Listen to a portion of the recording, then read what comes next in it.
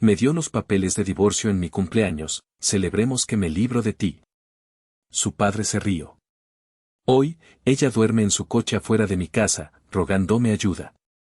Si aún no estás suscrito al canal, haz clic en el botón de suscripción y activa la campanita para no perderte ninguna de nuestras historias. Tu apoyo significa todo para nosotros. Si esta historia te parece interesante, déjale un like. También me encantaría saber de qué ciudad eres, déjanos el nombre de tu ciudad en los comentarios.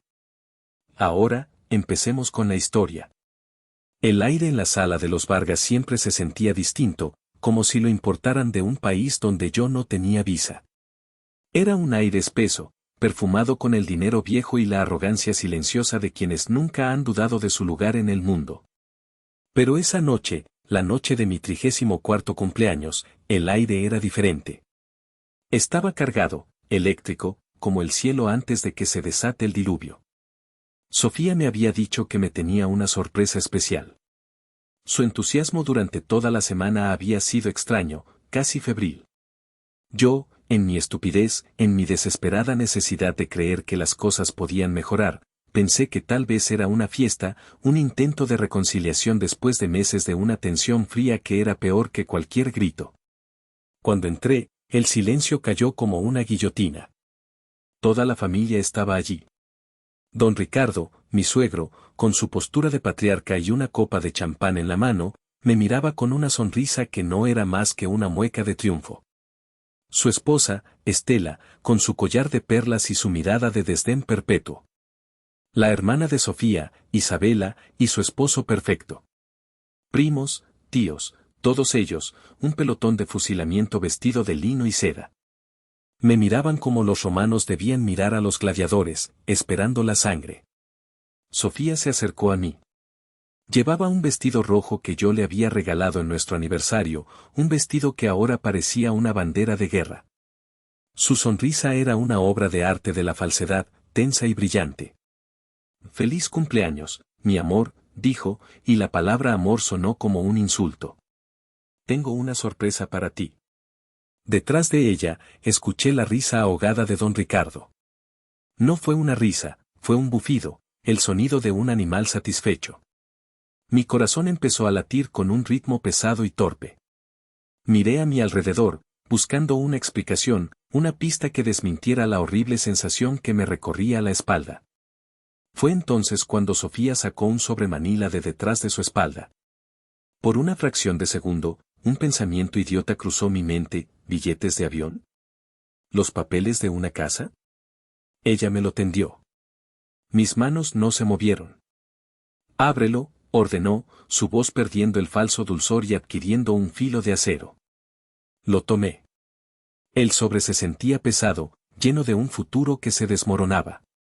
Dentro, un fajo de papeles. Encabezado en negrita: solicitud de divorcio. Levanté la vista, confundido, buscando sus ojos. Pero ella ya no me miraba a mí. Miraba a su público, a su familia. «Sorpresa», anunció, con la voz alta y clara para que todos la oyeran.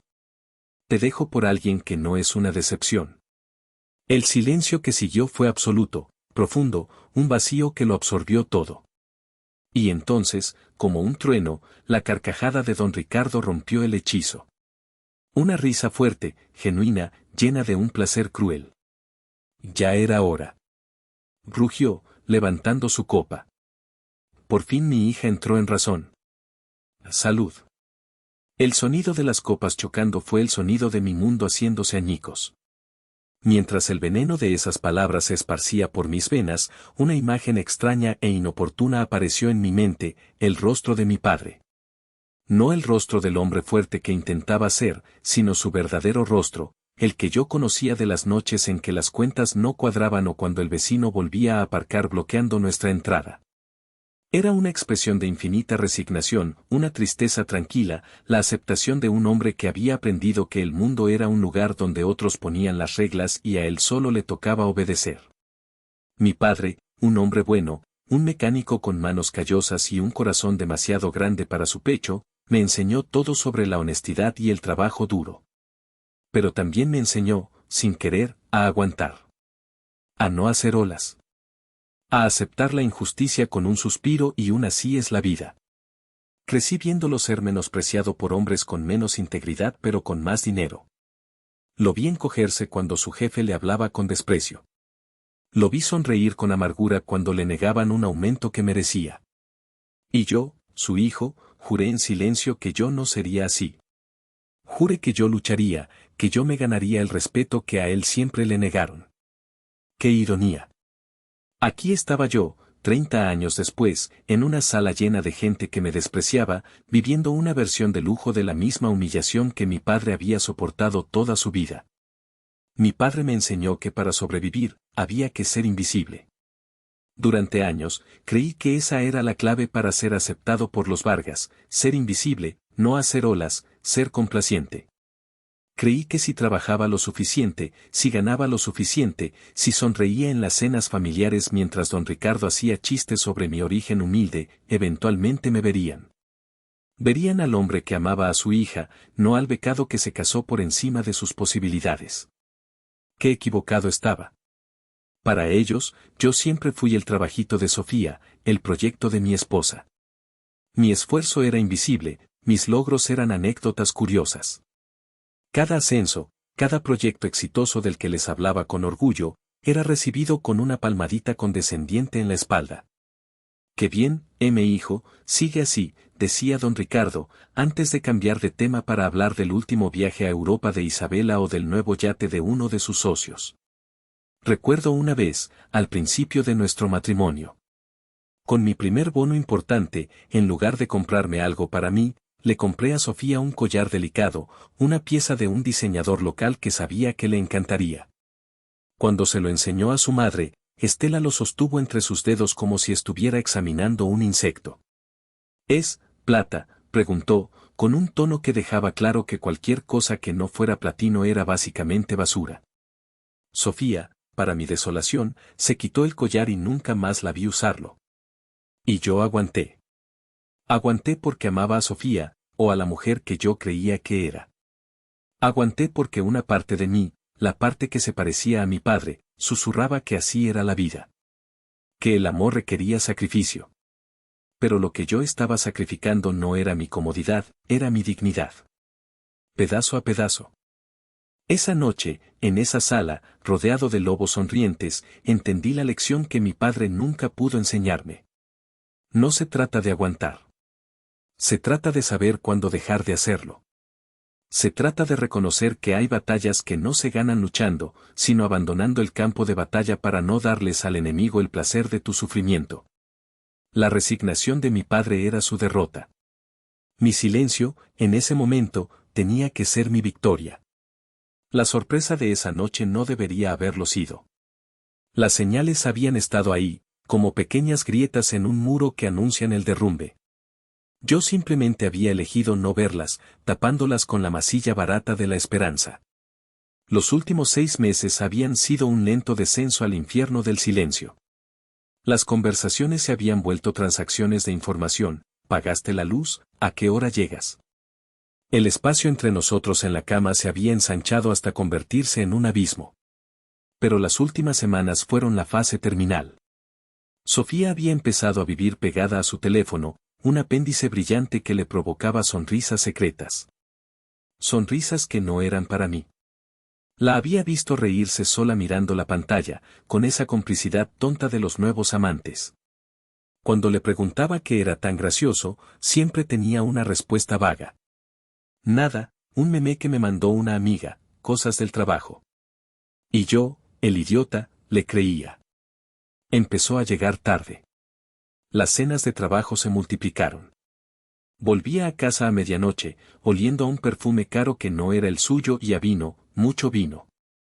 Pero había otro olor, uno más sutil, el olor de la colonia de otro hombre. Al principio era apenas perceptible, una nota extraña en la sinfonía de su aroma. Luego se hizo más audaz, más presente. Una noche, la confronté. Con toda la calma que pude reunir. ¿Pasa algo, Sophie? Le pregunté mientras ella se desmaquillaba, evitándome en el espejo. Últimamente te siento distante. Ella ni siquiera se giró. Sus hombros se tensaron. Estoy ocupadísima con el trabajo, es todo, respondió, su voz cortante. El nuevo proyecto me está matando. No seas paranoico, Damián. Paranoico. Esa era su palabra favorita. Era el muro que levantaba cada vez que yo intentaba acercarme, cada vez que mi intuición gritaba que algo andaba terriblemente mal. Me hacía dudar de mi propio juicio, me hacía sentir como un celoso posesivo. Era una táctica brillante y cruel. La gota que derramó el vaso, aunque en ese momento no lo supe, fue una discusión sobre dinero hace 3 semanas. Yo había estado trabajando horas extra, ahorrando cada peso para el enganche de una casa. Nuestra casa. Un lugar que fuera nuestro, lejos de la sombra de su familia. Le mostré mis avances, una hoja de cálculo llena de números que para mí representaban un futuro. Ella la miró con total desinterés. Damián, ¿de verdad crees que vamos a vivir en?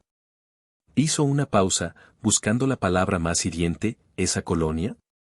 Mis amigas se reirían de mí. Es un buen barrio, Sofía. Es lo que podemos pagar ahora. Es un comienzo.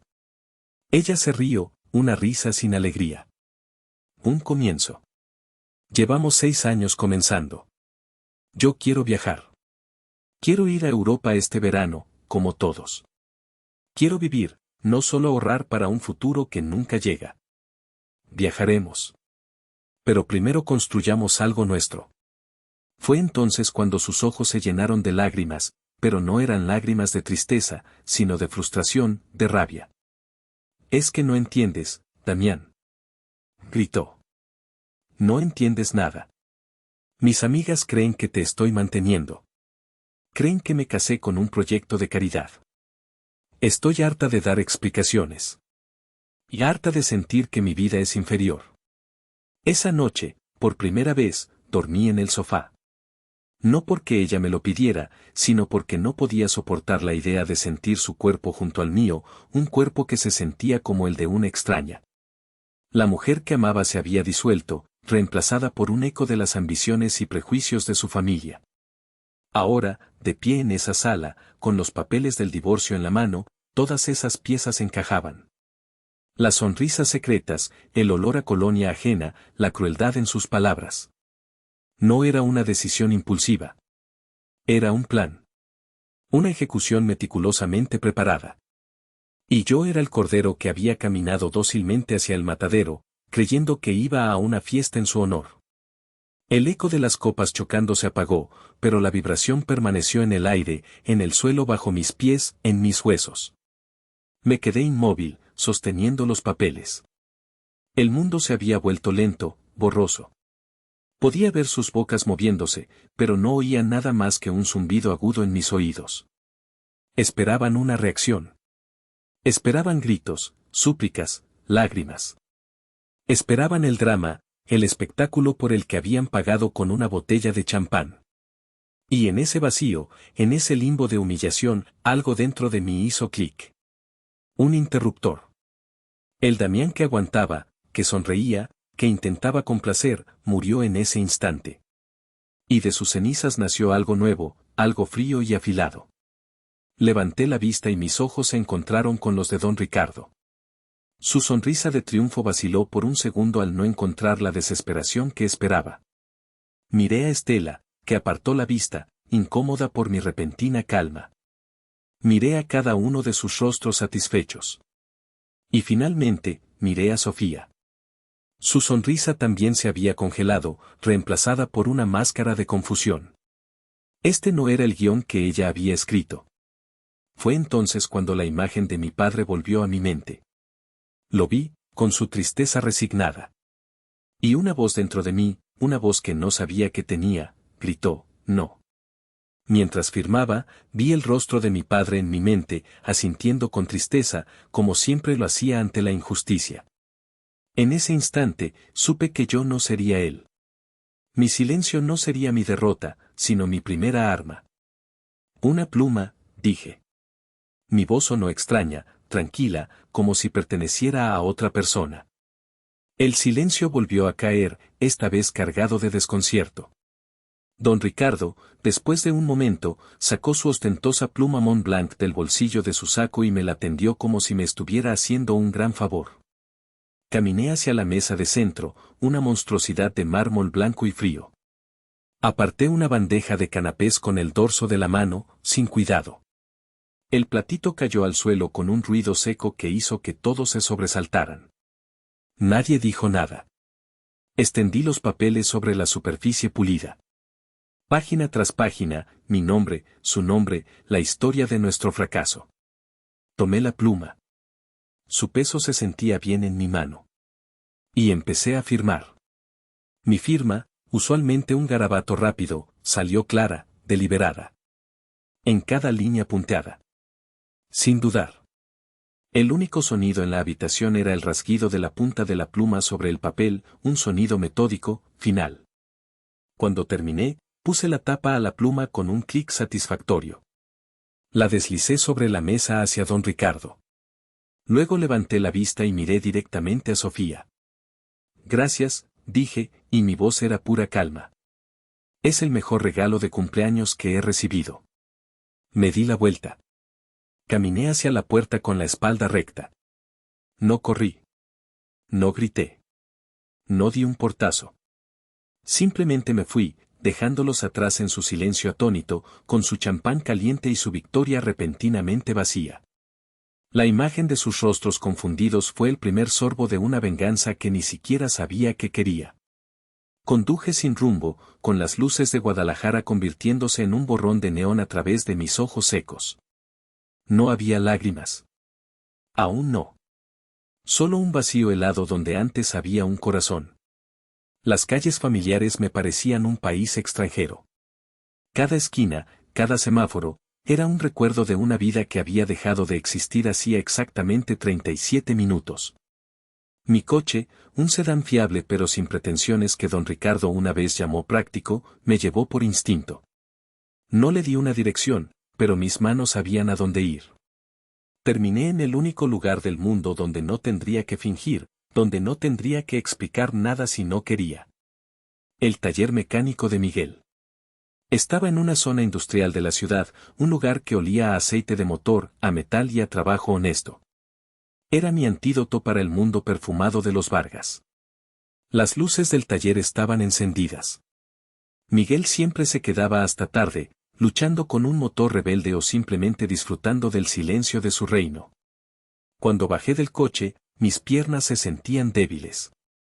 Miguel estaba bajo un viejo Mustang, solo sus botas sobresalían. ¿Miguel? Dije, y mi voz se quebró por primera vez. Salió de debajo del coche, limpiándose las manos en un trapo grasiento. Su rostro, normalmente jovial y despreocupado, se transformó al ver el mío. No preguntó qué pasaba. No tuvo que hacerlo. Ven acá, cabrón, dijo, y me abrazó. Un abrazo fuerte, de hermano, que olía a gasolina y lealtad. Y fue ahí, en la seguridad de sus brazos, donde el hielo dentro de mí comenzó a resquebrajarse. No lloré, pero un temblor incontrolable se apoderó de mi cuerpo. Miguel me guió a su pequeña oficina, un caos de facturas, calendarios de mujeres en bikini y piezas de repuesto. Me sentó en una silla destartalada y sacó una botella de tequila de un cajón. Sirvió 2 vasos de veladora hasta el borde. Toma, dijo. Despacio. El tequila me quemó la garganta, un fuego bienvenido que luchó contra el frío de mi interior. Le conté todo. Las palabras salieron a trompicones, una crónica amarga y desordenada de la humillación. Le conté lo del champán, las palabras de Sofía, la risa de su padre. Miguel escuchaba en silencio, su mandíbula apretándose más y más con cada palabra que yo decía. Cuando terminé, golpeó el escritorio con el puño, haciendo que una pila de tuercas saltara. ¡Qué poca madre, güey! Exclamó, su voz llena de una furia que yo aún no podía sentir. Son unos pinches cobardes. Hacerte eso, y en tu cumpleaños. Se levantó y empezó a caminar de un lado a otro de la pequeña oficina, como un león enjaulado. Escúchame bien, Damián. Ahora mismo quieres desaparecer, ¿verdad? Quieres meterte en un hoyo y no salir. Lo entiendo. Pero no puedes. No les puedes dar ese gusto. Se detuvo frente a mí y me miró a los ojos. Esa gente no merece tus lágrimas, güey. Merecen que les demuestres quién eres. Merecen que te levantes de esta mierda y les restriegues tu éxito en su cara de plástico. Sus palabras eran crudas, pero eran exactamente lo que necesitaba oír. No compasión, sino un llamado a la acción. ¿Qué hago, Miguel? No tengo ni idea de por dónde empezar. Él sonrió por primera vez, una sonrisa torcida y peligrosa. Primero, terminamos esta botella. Segundo, vas a dormir en el sofá de mi casa esta noche. Ni se te ocurra volver a ese apartamento. Y tercero, y más importante, hizo una pausa, buscando un número en su teléfono. Mañana a primera hora vas a llamar a un abogado. Pero no a cualquier pendejo. Vas a llamar a este. Me mostró la pantalla de su teléfono. Un nombre, licenciado Morales. Este tipo es un tiburón. Es caro, es un cabrón, pero es el mejor. Sacó a mi primo de un divorcio que parecía imposible y lo dejó con más de lo que tenía al empezar. Necesitas un arma, y este tipo es una bazuca. Llama a un abogado. Ahora. No, no llamé en ese momento. Pero tomé el número. Y mientras apuraba el segundo vaso de tequila, una nueva sensación comenzó a reemplazar el vacío. No era felicidad, ni siquiera esperanza. Era algo mucho más oscuro y mucho más útil. Era rabia. Una rabia fría, calculadora, que empezó a poner orden en el caos de mi mente. Miguel tenía razón. Esto no era el final. Era el comienzo de una guerra. Y por primera vez en mi vida, no pensaba aguantar. Pensaba pelear. La oficina del licenciado Morales no se parecía en nada a la de los abogados de las películas. Estaba en un edificio viejo del centro, con un ascensor que rechinaba y olía a humedad. La oficina en sí era pequeña, atestada de libros y expedientes que amenazaban con derrumbarse. Y en medio de ese caos organizado, estaba él. El licenciado Morales era un hombre bajo y corpulento, de unos 50 años, con un bigote perfectamente recortado y unos ojos pequeños y brillantes que parecían analizarlo todo, calcularlo todo. No me ofreció café. No me dio palmaditas en la espalda. Me señaló una silla y dijo: hable. El tiempo es dinero. El suyo y el mío. Le conté la historia, esta vez de forma más ordenada, más fáctica. Él escuchaba sin interrumpir, haciendo una que otra anotación en un bloc de notas amarillo. Cuando terminé, se reclinó en su silla, que protestó bajo su peso. Clásico, dijo, con una voz que sonaba como grava. Humillación pública para forzar una firma rápida y ventajosa. La táctica de los cobardes con dinero. Creen que el SOC te dejará incapaz de pelear. Esperan que aceptes cualquier migaja con tal de terminar el suplicio. ¿Qué quieren ellos? Supongo que la mitad de todo. Sofía dejó su carrera en pausa por nosotros. Morales soltó una risita seca, sin humor. Sacrificó su carrera. La mentira más vieja del libro de los divorcios de ricos. Lo que quieren es el apartamento, una pensión generosa y dejarte con tu coche práctico y una deuda. Muy bien. ¿Tenemos algo contra ellos? ¿Algo como qué? Infidelidad, deudas, negocios sucios, adicciones. Cualquier cosa que manche esa fachada de familia perfecta. En un divorcio, la información no es poder. Es una bomba atómica. Y entonces, como un relámpago, recordé. La nube, dije, casi en un susurro. ¿Perdón? Tenemos una cuenta de almacenamiento en la nube compartida. Para las fotos, los documentos. Hace años que no entro. Ella lo manejaba todo. Los ojos de Morales brillaron con un interés repentino. Deme el acceso. Ahora. Saqué mi laptop. Mis manos temblaban un poco al teclear la contraseña, una combinación de nuestras iniciales y la fecha de nuestro aniversario. ¡Qué patético! La interfaz se cargó. Cientos de carpetas, Vacaciones 2019, documentos casa, recibos. Todo parecía normal. Busque algo fuera de lugar, ordenó Morales, inclinándose sobre mi hombro. Su aliento olía a café y a cigarrillos. Y entonces lo vi. Una carpeta con un nombre anodino, presentación trabajo. Creada hacía 8 meses. La curiosidad, una curiosidad mórbida y dolorosa, me hizo hacer clic. No era una presentación de trabajo. Era un santuario de su traición. Cientos de capturas de pantalla. Conversaciones de WhatsApp con un tipo llamado Esteban. Meses y meses de historia. Apodos cursis, planes para verse en hoteles, emojis de corazones y berenjenas que me revolvieron el estómago. Fotos. Selfies de ellos dos en restaurantes a los que Sofía me había dicho que había ido con amigas. Una foto de ellos besándose en un bar, la fecha coincidiendo con una noche en que yo me había quedado hasta tarde en la oficina para terminar un proyecto. Una foto de Esteban sin camisa en una habitación de hotel que yo reconocí vagamente por una vez que Sofía fue a un congreso de trabajo en Monterrey. Cada archivo que abría era un puñetazo en el estómago.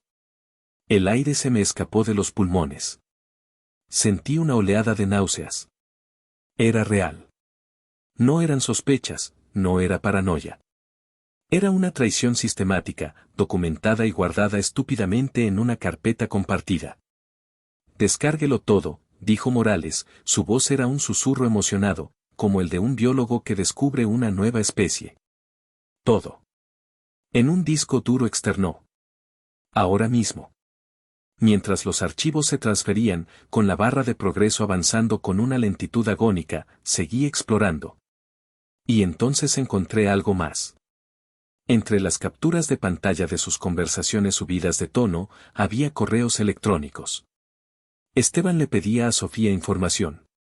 Amor, ¿me puedes conseguir el último reporte del avance del proyecto Santa Fe? Preciosa, ¿te enteraste de quiénes son los nuevos inversionistas? Se lo señalé a Morales. Él se ajustó las gafas y leyó con atención. Vaya, vaya, murmuró. La niña no solo era infiel, era estúpida. Estaba filtrando información confidencial de la empresa de papá a su amante. Se reclinó de nuevo en su silla, esta vez con una sonrisa genuina y depredadora en el rostro. Me miró como si yo fuera un billete de lotería premiado. Señor Damián, dijo, paladeando las palabras. Esto ya no es un divorcio. Esto es Navidad.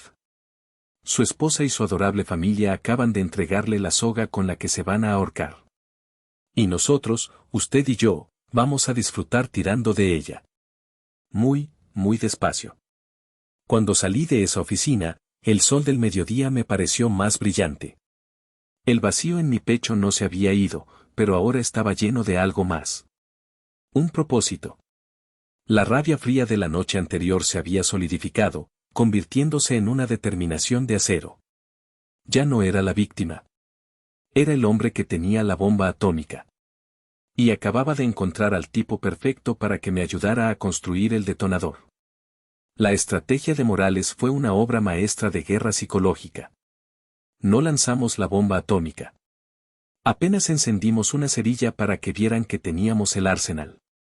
Una semana después de nuestra reunión, Morales envió la primera notificación oficial al abogado de Sofía, un tipo de apellido rimbombante que trabajaba para el bufete de la familia Vargas. El documento era formal, estándar, pero adjunto, como por casualidad, iba un único archivo, una sola fotografía. No era la más explícita. No era una foto en un hotel. Era una de las selfies de Sofía y Esteban en un bar, sonriendo, con las cabezas juntas, la intimidad entre ellos tan obvia como un cartel de neón. Debajo de la foto, Morales había añadido una sola línea de texto, anexo A, evidencia preliminar para ser discutida en el proceso. La palabra preliminar fue el golpe de genio. Era una amenaza velada, una promesa de que había mucho más. Esperamos. Durante 48 horas, no pasó nada. Me imaginé las reuniones frenéticas en la mansión de los Vargas, los gritos, las acusaciones. Me imaginé a don Ricardo, con el rostro congestionado de furia, no por la infidelidad de su hija, sino por su estupidez, por haber sido descubierta. Y entonces, mi teléfono sonó. Era Sofía.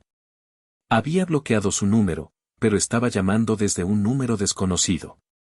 Dudé un segundo, pero la curiosidad y una pizca de sadismo me hicieron contestar. ¿Qué quieres, Sofía? Dije, mi voz más fría de lo que esperaba. ¿Qué demonios crees que estás haciendo? Gritó, su voz aguda y llena de pánico. Se había acabado la actriz tranquila y superior. Esta era la verdadera Sofía, la niña asustada y furiosa. ¿Cómo te atreves a mandarle eso a mi abogado? Estás tratando de humillarme. Me reí. Una risa corta y amarga. ¿Humillarte? Yo. Eso es muy gracioso, viniendo de la mujer que organizó una fiesta de cumpleaños para celebrar mi decepción. ¿O ya se te olvidó el champán? Hubo un silencio al otro lado de la línea. Podía oír su respiración agitada. Eso fue un error, dijo, su tono cambiando de la furia a una súplica torpe. Mi papá me presionó. No pensé con claridad. Damián, tenemos que hablar. Esto no era así. No podemos terminar de esta manera, lanzándonos lodo. Tú no me lanzaste lodo, Sofía. Me lanzaste una bomba. Yo solo te estoy mostrando los restos del explosivo que usaste. Restos que, por cierto, tienen tu nombre por todas partes. Por favor, su voz se quebró. No hagas esto público. Mi familia. Ah, sí. Tu familia. La misma que brindó por mi desgracia. ¿Sabes qué? Diles a tu padre y a tu abogado que hablen con mi abogado. Yo ya no tengo nada que hablar contigo. Y colgué. Fue la primera vez en 6 años que le colgaba el teléfono. La sensación fue embriagadora. Era un pequeño acto, pero se sentía como una revolución. Esa noche, los mensajes de texto comenzaron a llegar.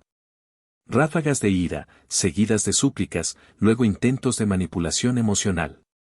Vas a arruinar mi vida por un estúpido error. ¿No significaron nada para ti estos 6 años? Siempre supe que eras un rencoroso. Mi padre tenía razón. Damián, por favor, te lo ruego.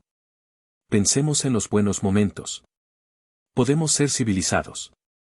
Leía cada mensaje con una distancia clínica, como un científico observando a una rata en un laberinto. Cada palabra suya solo reforzaba mi determinación. Apagué el teléfono y me serví un whisky. Me senté en el balcón del pequeño apartamento que había alquilado, un lugar anónimo donde nadie me conocía. Miré las luces de la ciudad y, por primera vez en mucho tiempo, sentí que tenía el control de mi propia vida. La dinámica de poder se había invertido por completo. El ratón acorralado se había convertido en el gato. Y el gato acababa de descubrir que tenía garras muy afiladas. La Guerra Fría había comenzado, y yo acababa de ganar la primera batalla sin disparar un solo tiro importante. Solo había mostrado una foto. Y eso había sido suficiente para hacer temblar los cimientos de su mundo perfecto. De todos los miembros de la familia Vargas, Isabela, la hermana mayor de Sofía, siempre fue la única que me trató con una pizca de decencia humana. Estaba casada con el empresario del Rolex, atrapada en la misma jaula de oro que su hermana, pero a diferencia de Sofía, Isabela parecía consciente de los barrotes.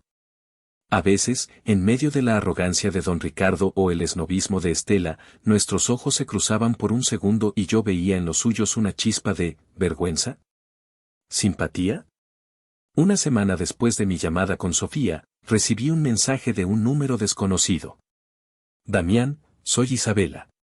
Necesito hablar contigo. Por favor. Es importante. A solas. Mi primer instinto fue ignorarlo. Era una Vargas. Probablemente una trampa, un intento de su padre de manipularme a través de ella. Se lo comenté a Morales. Ve, dijo él, para mi sorpresa. Escucha lo que tiene que decir. No prometas nada. No digas nada. Solo escucha. A veces, la rata más asustada es la que te muestra la salida del laberinto. Acordamos vernos en una cafetería anónima en una parte de la ciudad que ninguno de los dos frecuentaba. Llegó con gafas de sol enormes y un pañuelo cubriéndole el pelo, como una espía de una película mala. Se veía nerviosa, sus manos temblaban mientras sostenía su taza de café. Gracias por venir, dijo en voz baja, sin mirarme a los ojos. ¿Qué quieres, Isabela? Ella respiró hondo. Quiero pedirte perdón. Lo que te hicimos, fue monstruoso. No hay excusa. Yo estuve ahí, y no dije nada. Soy una cobarde. Levanté una ceja. La disculpa era inesperada, pero yo ya no estaba en el negocio de aceptar disculpas. ¿Está bien? No, no está bien, insistió, y esta vez me miró. Sus ojos estaban rojos, hinchados. Tienes que entender. Sofía no es mala, es débil. Y mi padre la manipula. Nos manipula a todas. Me cuesta sentir lástima por ella, Isabela. No te pido lástima. Te pido que te cuides. Vengo a advertirte. Se inclinó sobre la mesa, su voz apenas un susurro. Esto no es solo por el divorcio. Es por dinero. Mi papá está desesperado. Eso captó mi atención. ¿Desesperado? ¿Don Ricardo Vargas, el rey Midas de los bienes raíces de Jalisco? Isabela esbozó una sonrisa triste. El rey está desnudo, Damián. Hizo unas inversiones terribles hace un par de años. Perdió una fortuna. Ha estado manteniendo las apariencias, pidiendo préstamos, moviendo dinero de un lado a otro para tapar los agujeros. El proyecto Santa Fe es su última apuesta. Todo depende de eso. Si ese proyecto falla, lo perdemos todo. De repente, todo encajó. La presión sobre Sofía, la prisa por deshacerse de mí. ¿Y yo qué tengo que ver con eso? Creían que eras una salida fácil, confesó, la vergüenza tiñendo sus mejillas. Papá convenció a Sofía de que si se divorciaba de ti, podría sacarte una buena cantidad en el acuerdo. Dinero rápido para inyectar en la empresa mientras conseguía nuevos inversionistas. La humillación pública fue idea suya. Pensó que te romperías y firmarías cualquier cosa para acabar con ello. Sentí una oleada de furia tan intensa que me mareó. Así que no era solo desprecio. Era un plan de negocios. Me habían despojado de mi vida, de mi dignidad, para usarme como un cajero automático. Y Esteban, continué, la pieza final cayendo en su lugar. Esteban es una rata oportunista, escupió Isabela con un asco genuino. Dio la desesperación de Sofía por la aprobación de mi padre y se aprovechó. Le prometió el mundo, le dijo que juntos serían una pareja de poder. Pero tú ya sabes lo que realmente quiere. Quiere la información del proyecto de mi padre. Probablemente para vendérsela a la competencia. Sofía es demasiado ciega para verlo. Se quedó en silencio, agotada por la confesión. Removió su café, que ya debía estar helado. ¿Por qué me dices todo esto, Isabela? Levantó la vista, y por primera vez vi en ella no a una Vargas, sino a una persona. Porque tengo un hijo, Damián. Y no quiero que crezca en una familia construida sobre la ruina de gente buena como tú. Porque lo que te hicieron estuvo mal, y aunque no tuve el valor de decirlo en esa sala, al menos puedo hacer esto. Ten cuidado. Mi padre es un animal acorralado. Y un animal acorralado es capaz de cualquier cosa. Se levantó, dejó algo de dinero sobre la mesa y se fue tan sigilosamente como había llegado. Me quedé allí sentado durante mucho tiempo, procesando la información. La revelación de Isabela lo cambiaba todo. Ya no era una batalla personal, una cuestión de orgullo herido. Era una guerra contra una organización corrupta que se hacía llamar familia. Y me habían subestimado de la peor manera posible. Creían que yo era un peón que podían sacrificar. No tenían ni idea de que acababan de darle al peón las claves del reino. Y el peón estaba a punto de convertirse en rey. La confesión de Isabela fue la pieza que le faltaba a Morales. Con la prueba de la infidelidad y ahora el conocimiento del motivo financiero detrás del divorcio, Teníamos a los Vargas exactamente donde queríamos. Podemos destruirlos, dijo Morales en nuestra siguiente reunión, sus ojos brillando con fervor profesional. Podemos filtrar la información de Esteban a la prensa. Podemos usar la confesión de la hermana como testimonio. Podemos arrastrarlos por el lodo durante meses. Cuando terminemos, el apellido Vargas será sinónimo de fraude. Escuché su plan, una sinfonía de destrucción legal. Y una parte de mí, la parte herida y vengativa, se deleitó con la idea. Imaginé el rostro de don Ricardo en los periódicos. Imaginé a Sofía, repudiada y sola. Saboreé la idea de su ruina. Pero entonces, otra imagen vino a mi mente. La de mi padre, con su resignación. Y la mía, saliendo de esa sala con la cabeza en alto. ¿En qué me convertiría si me rebajaba a su nivel? ¿Pasaría los próximos años de mi vida consumido por el odio, obsesionado con su caída? Mi venganza sería mi éxito, me había dicho Miguel.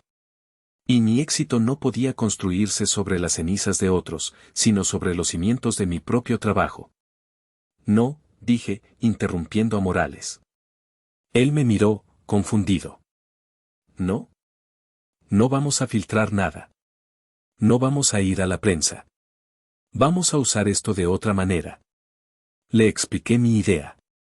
Morales me escuchó, su expresión cambiando de la confusión a la sorpresa, y finalmente, a una especie de respeto a regañadientes. Es usted un hombre interesante, señor Damián, dijo al final. La mayoría de mis clientes elegirían la sangre. Usted elige la libertad. Muy bien. Jugaremos a su manera. El nuevo plan era simple y elegante. Morales concertó una reunión con el abogado de los Vargas.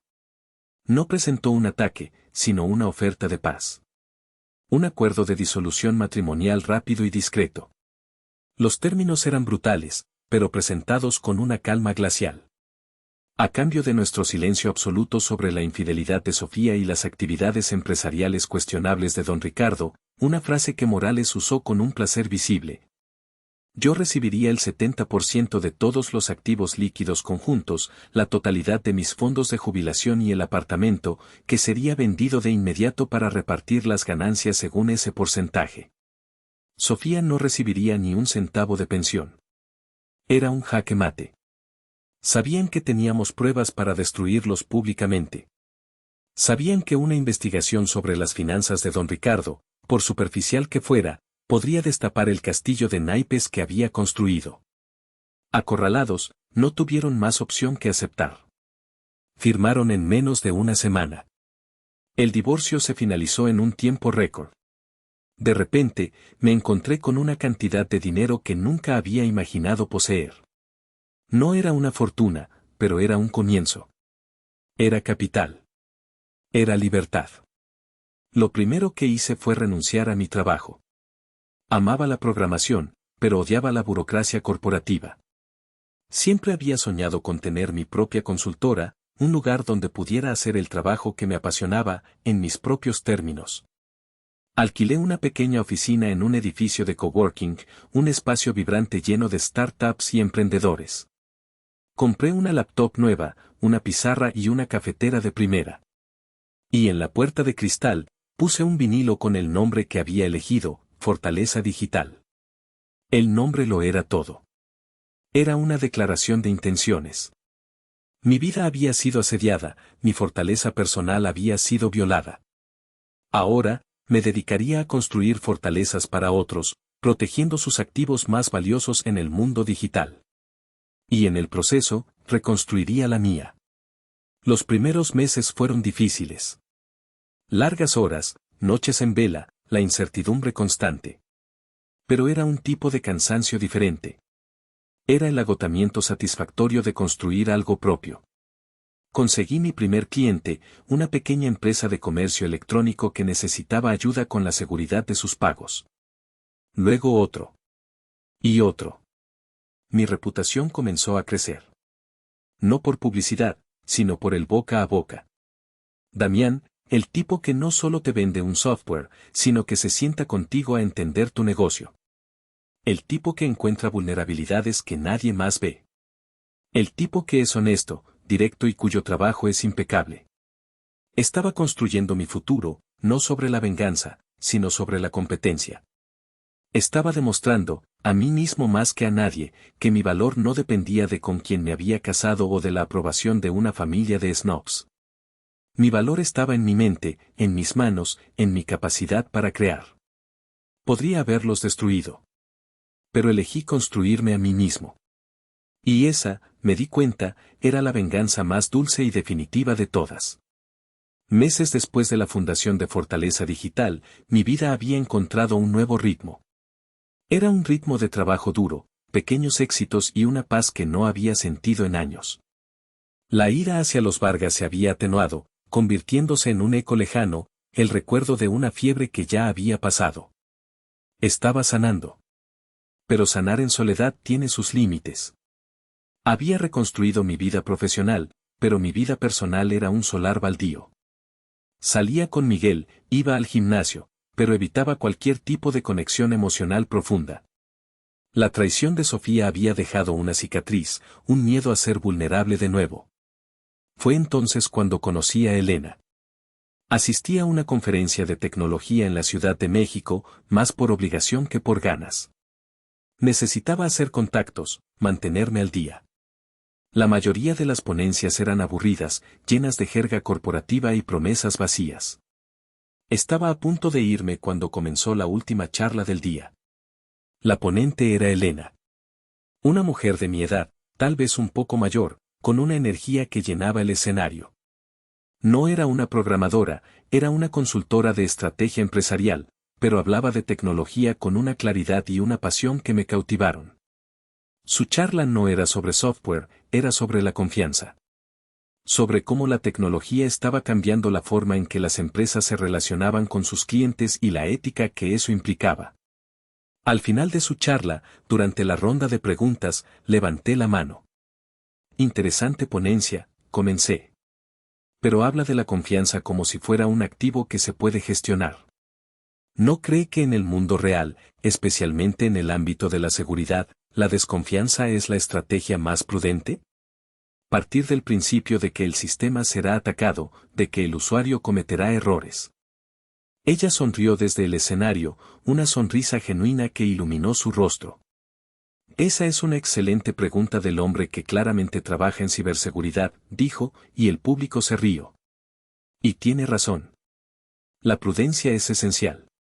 Pero un sistema construido solo sobre la desconfianza es una prisión. Un sistema construido sobre la confianza, con las salvaguardas adecuadas, es una fortaleza. La mayoría ve la seguridad como un muro. Yo creo que debemos verla como un puente de confianza, con pilares muy, muy fuertes. Su respuesta me dejó pensando. Era una perspectiva que nunca había considerado. Más tarde, la encontré en la recepción, rodeada de gente que quería hablar con ella. Esperé pacientemente. Cuando la multitud se dispersó, me acerqué. Damián, dije, extendiendo la mano. Soy el de la pregunta sobre la prisión. Ella se rió. Elena. Y me encantó tu pregunta. Me obligó a pensar. Tienes la visión de un constructor, no de un guardia. Eso es raro en tu campo. Hablamos durante más de una hora, de pie en medio del bullicio de la conferencia. Hablamos de tecnología, de ética, de negocios. Descubrí que era dueña de su propia consultora, que había viajado por todo el mundo, que era tan apasionada por su trabajo como yo por el mío. Había una inteligencia aguda en sus ojos, una seguridad en sí misma que no necesitaba de la arrogancia. No coqueteamos. Simplemente conectamos. Fue una conversación entre dos iguales, dos mentes que se reconocían. Bueno, Damián, el de la pregunta sobre la prisión, dijo finalmente, mirando su reloj. Ha sido un placer, pero tengo que correr a coger un vuelo. El placer ha sido mío. Por un momento, dudé. El miedo a la conexión, al rechazo, levantó sus feas garras. Pero la voz de Miguel resonó en mi cabeza, muévete, cabrón. Oye, Elena, dije, un poco más rápido de lo que quería. Sé que vives en Ciudad de México, pero si alguna vez vienes a Guadalajara por trabajo, Me encantaría invitarte a un café y seguir esta conversación. Ella me miró, y su sonrisa se suavizó. Sacó una tarjeta de su bolso. No esperes a que vaya. Llámame la próxima vez que tú vengas. O simplemente llámame. Me gusta la gente que me hace pensar. Tomé la tarjeta. Se sentía como un trofeo. Esa noche, en mi habitación de hotel, miré su tarjeta durante mucho tiempo. Elena Garza. Arquitecta de futuros. Sonreí. Quizás era exactamente eso lo que necesitaba. Alguien que me ayudara a diseñar el plano de mi propio futuro. La relación con Elena no fue un torbellino. Fue una construcción lenta, deliberada. Comenzó con llamadas telefónicas, largas conversaciones que se extendían hasta la madrugada. Luego, un viaje mío a la capital para una reunión de trabajo que fue una excusa para cenar con ella. Después, un viaje suyo a Guadalajara. Con Elena, todo era diferente. Era fácil. No había juegos, no había que adivinar. Hablábamos. De nuestros miedos, de nuestros sueños, de nuestras cicatrices. Le conté lo de Sofía. No toda la historia, pero sí lo suficiente. Ella escuchó sin juzgar, con una empatía que era un bálsamo para mis heridas. Elena no era una cura para mi pasado. Era la prueba de que un futuro diferente era posible. Un futuro basado en el respeto mutuo, la admiración intelectual y una confianza que no necesitaba ser probada, solo cultivada. Era el amanecer después de una noche muy, muy larga. Mientras mi vida personal y profesional florecía, el eco del Imperio Vargas seguía resonando en el mundo de los negocios de Guadalajara. A través de las noticias y los rumores que llegaban a mis oídos, supe que don Ricardo, contra todo pronóstico, había logrado encontrar un nuevo grupo inversor para su preciado proyecto Santa Fe. Era una firma de capital de riesgo de Monterrey, conocida por sus tácticas agresivas. Una parte de mí sintió una punzada de decepción. A pesar de todo, parecía que el viejo zorro iba a salirse con la suya una vez más. El mundo, al parecer, no siempre era justo. Una noche, mientras trabajaba hasta tarde en un análisis de vulnerabilidad para un cliente, la curiosidad me pudo. Usando algunas de las herramientas y técnicas que empleaba a diario, empecé a investigar a la firma de capital de riesgo. No buscaba nada en particular, solo quería entender con quién se había aliado mi ex-suegro. Lo que encontré fue fascinante y aterrador. A primera vista, la empresa era sólida. Pero profundizando, empecé a ver un patrón. Invertían en empresas con problemas, las reestructuraban de forma salvaje y a menudo las llevaban a una quiebra controlada, quedándose con los activos valiosos a precio de saldo. Su historial estaba lleno de litigios, de socios que se quejaban de haber sido estafados. Eran tiburones, y don Ricardo, en su desesperación, se había lanzado a un tanque lleno de ellos. Pero encontré algo más. La estructura de sus servidores, la forma en que manejaban sus datos, tenía una vulnerabilidad específica. Una que yo conocía muy bien. No era ilegal, no era un fallo de seguridad garrafal, pero era una debilidad estructural que los hacía susceptibles a cierto tipo de ataques de phishing y fraude interno. Era una firma que predicaba agresividad, pero que tenía una mandíbula de cristal. Tenía en mis manos la información para destruirlos. Podía contactar a un periodista financiero. Podía enviar un informe anónimo a los reguladores. Podía, incluso, contactar directamente a don Ricardo y advertirle un acto de piedad que sin duda disfrutaría. Me quedé mirando la pantalla, el cursor parpadeando. La cara de don Ricardo, riéndose de mí, apareció en mi mente. La voz de Sofía, llamándome decepción. El odio, que creía enterrado, burbujeó en mi estómago. Podía acabar con ellos. Con un par de correos electrónicos, podía hacer que su última esperanza se convirtiera en su tumba financiera. Y entonces, miré alrededor de mi pequeña oficina. La pizarra llena de ideas. Las fotos de mis primeros clientes satisfechos. Una pequeña planta que Elena me había regalado y que, milagrosamente, seguía viva. Esto era real. Esto era mío. Mi energía pertenecía a este lugar, a mi futuro, no a su pasado. Mi venganza no sería la destrucción. Mi venganza sería mi éxito. Cerré la ventana de investigación. Abrí un procesador de textos y empecé a escribir. No un correo electrónico anónimo, no un informe para un periodista. Escribí un artículo para mi blog profesional. Un artículo técnico, denso, dirigido a otros expertos en seguridad. El título fue, Vulnerabilidades estructurales en firmas de capital de riesgo, un estudio de caso teórico. En el artículo, sin mencionar nombres, describí con una precisión quirúrgica el tipo exacto de debilidad que había encontrado. Detallé cómo una estructura así podía ser explotada, los riesgos que implicaba y las consecuencias catastróficas que podría tener para los socios y las empresas en las que invertían.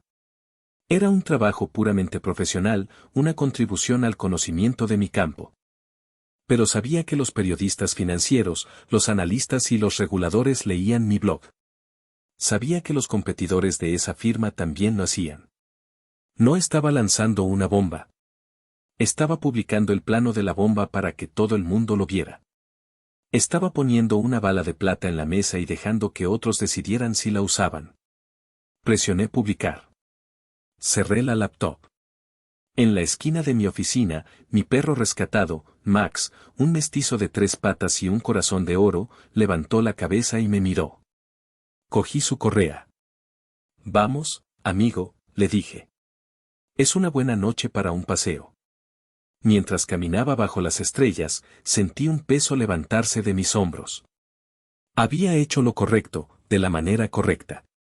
No había actuado por venganza, sino por principios profesionales. Y si las consecuencias de mis acciones resultaban en la caída de aquellos que me habían herido, bueno, a veces, la justicia kármica solo necesita un pequeño empujón técnico. Pasaron 2 meses. 2 meses en los que Fortaleza Digital pasó de ser una promesa a ser una realidad sólida.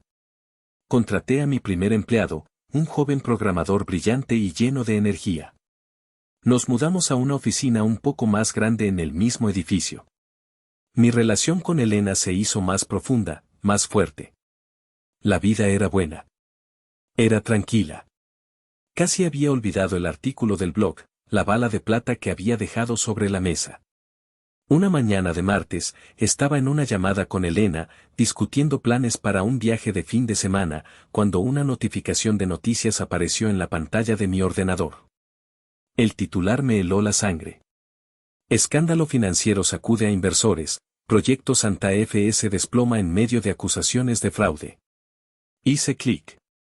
El artículo detallaba cómo el principal grupo inversor del proyecto de los Vargas se había retirado abruptamente, citando irregularidades graves y riesgos de seguridad en la estructura financiera de su socio, Vargas Corp. La retirada había provocado un efecto dominó. Otros inversores entraron en pánico. Los bancos exigieron el pago de los préstamos. El castillo de naipes se había derrumbado. Vargas Corp estaba bajo investigación federal por fraude y manipulación de activos. ¿Damián? ¿Sigues ahí? Dijo la voz de Elena a través del teléfono. Sí, perdona, dije, mi voz un poco ronca. Solo, leía una noticia. ¿Todo bien? Miré por la ventana de mi oficina. El sol brillaba. La ciudad bullía de vida. Mi empresa estaba creciendo. Tenía a una mujer increíble en mi vida y a un perro leal esperándome en casa. Sí, Elena, dije, y una lenta sonrisa se dibujó en mi rostro. Todo está perfecto. No sentí euforia. No sentí un placer vengativo. Sentí una calma profunda. Una sensación de cierre. El universo, con un poco de ayuda anónima, había equilibrado la balanza. El eco de su caída era la confirmación final de mi ascenso. Yo no los había destruido. Se habían destruido a sí mismos con su propia codicia y arrogancia. Yo solo había encendido una luz en la habitación oscura donde hacían sus negocios sucios. Esa noche, abrí una botella de vino que Elena y yo habíamos estado guardando para una ocasión especial. Brindé solo en mi apartamento. No por su ruina, sino por mi libertad. Por la vida que había construido no a pesar de ellos, sino gracias a ellos.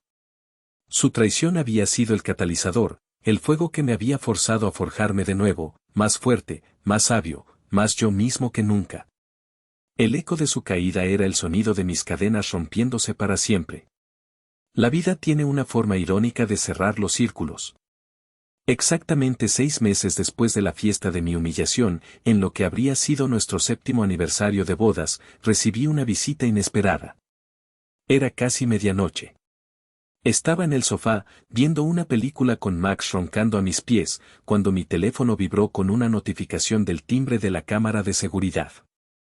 En la pantalla, vi un coche aparcado al otro lado de la calle de mi nueva casa, una pequeña casa con un jardín que había comprado hacía un mes. Las luces del coche estaban apagadas. Al principio no lo reconocí. Pero al hacer zoom, mi corazón dio un vuelco. Era el Audi blanco de Sofía. El coche que su papá le había regalado y que una vez describió como básico. Me quedé mirando la pantalla, una mezcla de ansiedad y fastidio. ¿Qué demonios hacía aquí? El coche no se movió. Pasó una hora. Luego otra. Intenté ignorarlo, volver a mi película, pero la presencia de ese coche fantasma al otro lado de la calle era una perturbación imposible de obviar. A la 1 de la mañana, mi teléfono empezó a explotar. Mensajes de un número que no tenía guardado, pero que sabía perfectamente de quién era. Damián, por favor, sé que estás en casa. Vi las luces. Solo necesito 5 minutos. Por favor. He intentado contactarte durante semanas. Por favor, contesta. He cometido un error horrible. Y luego, el mensaje que me hizo levantarme del sofá. Llevo 2 días durmiendo en mi coche. No tengo a dónde ir. Fui a la ventana y aparté la cortina. Y allí estaba ella. Podía ver su silueta reclinada en el asiento del conductor. ¿Durmiendo en su coche? ¿Sofía Vargas? La ironía era tan espesa que casi se podía cortar con un cuchillo. Una parte de mí, la parte pequeña y mezquina que todos tenemos, quiso cerrar la cortina y volver a la cama. Que probara un poco de la desesperación que ella me había servido en bandeja de plata. Pero no soy como ellos. No soy don Ricardo. No soy Sofía. Me puse unos pantalones de chándal y una sudadera y salí. La noche era fría. Crucé la calle. El sonido de mis pasos sobre el asfalto pareció atronador en el silencio de la noche. Toqué suavemente su ventanilla. Dio un respingo, despertando de un sobresalto. Cuando me vio, sus ojos se abrieron como platos. Se apresuró a quitar el seguro de la puerta, casi cayéndose en su prisa por salir. La mujer que salió del coche apenas era un eco de la Sofía que yo conocía. Estaba demacrada. Su pelo, siempre impecable, estaba sucio y enredado. Llevaba la misma ropa que había visto en su última foto de Instagram, de hacía varios días. Y el olor, no era el olor a Chanel y a Victoria. Era el olor agrio de la comida rápida, del sudor y de la desesperación. Empezó a hablar de inmediato, una cascada de palabras atropelladas, medio llorando, medio explicando. Me costó un minuto entender la historia completa. Aparentemente, Esteban, el amante maravilloso, no solo se acostaba con ella. También estaba usando la información que ella le filtraba para conspirar con los nuevos inversores y dejar fuera de la jugada a don Ricardo. Cuando todo el proyecto se vino abajo, Esteban desapareció, no sin antes vaciar una cuenta bancaria conjunta que tenía con Sofía. Pero la historia mejoraba. Para cubrir las espaldas de su amado, Sofía había estado falsificando informes en la empresa. Cuando el fraude salió a la luz, papi, finalmente, tuvo suficiente. La despidió y le cortó el grifo por completo. Sin trabajo, sin subsidio, sin apartamento pagado. Había estado viviendo en sofás de amigas, pero su arrogancia y su incapacidad para pagar nada habían quemado todos los puentes. Su última parada era el Audi. Su última esperanza, aparentemente, era yo. ¿Y por qué no fuiste con tus padres? Pregunté, mi voz desprovista de emoción. Fue entonces cuando soltó la bomba final. La mansión de los Vargas había sido embargada por el banco. Estaban viviendo en un apartamento alquilado mientras la investigación federal seguía su curso. Don Ricardo estaba destrozado, un hombre reducido a la sombra de lo que fue. La justicia kármica era casi poética. La invité a pasar. No porque considerara por un segundo volver con ella, sino porque hacía frío y yo no era un monstruo. Entró en mi casa y se quedó paralizada en la entrada. Empezó a llorar de nuevo, esta vez en silencio. Tu casa es muy bonita, dijo, mirando mis muebles sencillos, mis plantas, las fotos de Max en la pared. Comparado con su coche, supongo que esto era el Palacio de Versalles. Nos sentamos en la mesa de mi cocina. Le preparé un café mientras ella hablaba. Y toda la historia, la versión sin adornos, salió a borbotones. Como sus padres la habían presionado para el divorcio, convenciéndola de que podía mejorar y de paso desplumarme. Como habían planeado la emboscada de mi cumpleaños para humillarme y que firmara rápido. Como se había dado cuenta de su error a las pocas semanas, pero su orgullo le había impedido admitirlo. Y entonces dijo la frase que lo resumía todo, la frase que mostraba su abismal desconexión de la realidad. Pensé que lucharías por mí, dijo, mirándome con sus ojos llenos de lágrimas. Pensé que vendrías a buscarme, que me rogarías que volviera. Y en ese momento, no pude evitarlo. Me reí. No una risa cruel, sino una risa de pura y absoluta incredulidad. ¿Luchar? Le dije, negando con la cabeza. Sofía, tú organizaste una fiesta para celebrar que te ibas. Orquestaste una humillación pública. Me llamaste decepción delante de toda tu familia. ¿Y esperabas que yo luchara por eso? La miré, y por primera vez, no vi a la mujer que me había destrozado. Vi a una niña perdida, una niña a la que siempre le habían dado todo y que no entendía que las acciones tienen consecuencias. Yo no lucho por entrar a fiestas a las que no me invitan, Sofía. Y tú, esa noche, me dejaste muy claro que yo ya no estaba invitado a tu vida.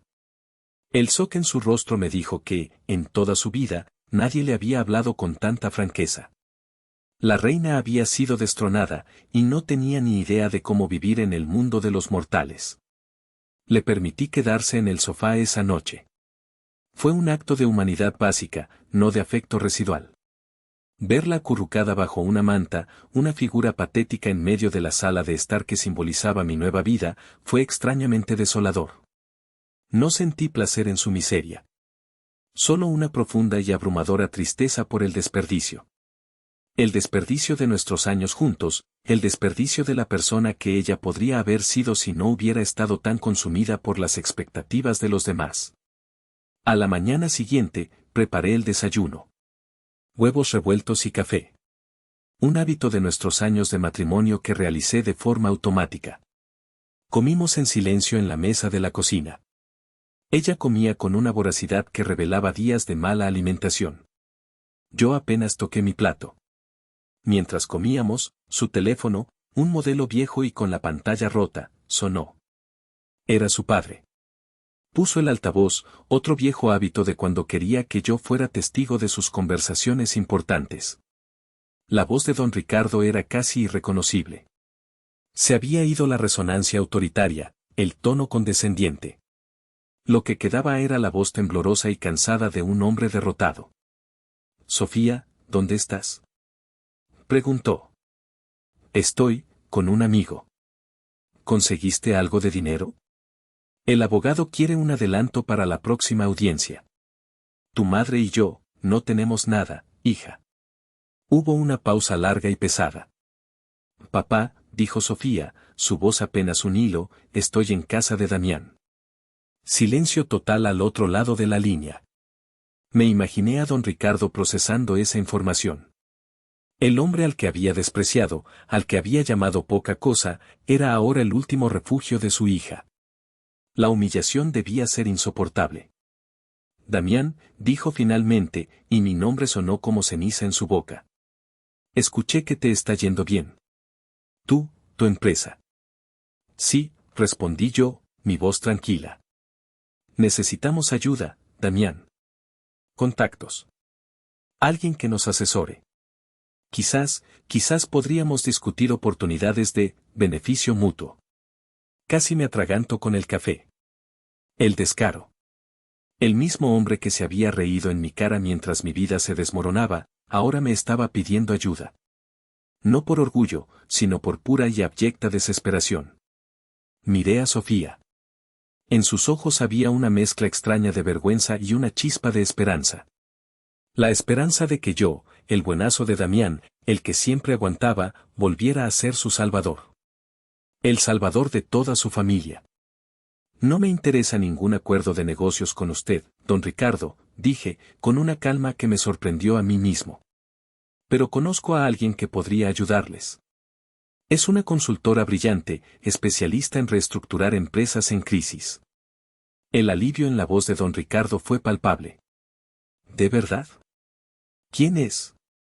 ¿Puedes darnos su contacto? Se llama Elena Garza, dije, mirando directamente a Sofía mientras lo decía. Es mi socia. Y mi pareja. El silencio que siguió fue el sonido más satisfactorio que había escuchado en mucho tiempo. Fue el sonido de la última puerta cerrándose. El sonido de la realidad golpeando a Sofía con la fuerza de un tren de carga. La comprensión que se dibujó en su rostro fue devastadora. No solo no la iba a recuperar, sino que había seguido adelante. Había sido reemplazada. Le di a don Ricardo el número de la oficina de Elena y terminé la llamada. Una hora después, Sofía se fue. Le di algo de dinero en efectivo, suficiente para una semana. Y le di el número de un centro de apoyo que ayudaba a la gente a encontrar trabajo y vivienda temporal. Lo tomó sin decir una palabra, con la mirada perdida.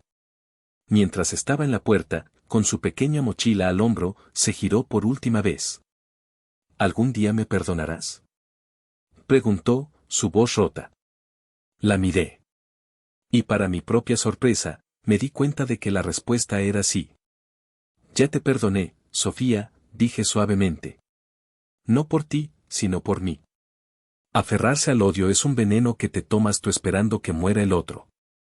Y yo, Sofía, elegí vivir. Cerré la puerta. Me apoyé en ella, respirando hondo. Me sentí ligero. Libre. Me di la vuelta. Elena, que había llegado mientras Sofía se preparaba para irse y había esperado pacientemente en la cocina, estaba allí, sosteniendo 2 tazas de café recién hecho. Me sonrió, una sonrisa llena de comprensión y afecto. Tomé la taza. El calor se extendió por mis manos. Miré a mi alrededor, a mi casa, mi vida, la mujer que amaba. Y entendí la lección final. La humillación de mi cumpleaños no fue el final de mi historia. Fue el prólogo. Fue la dolorosa, brutal y necesaria destrucción que precedió a la verdadera creación. Perdí una esposa y una familia política, pero me encontré a mí mismo.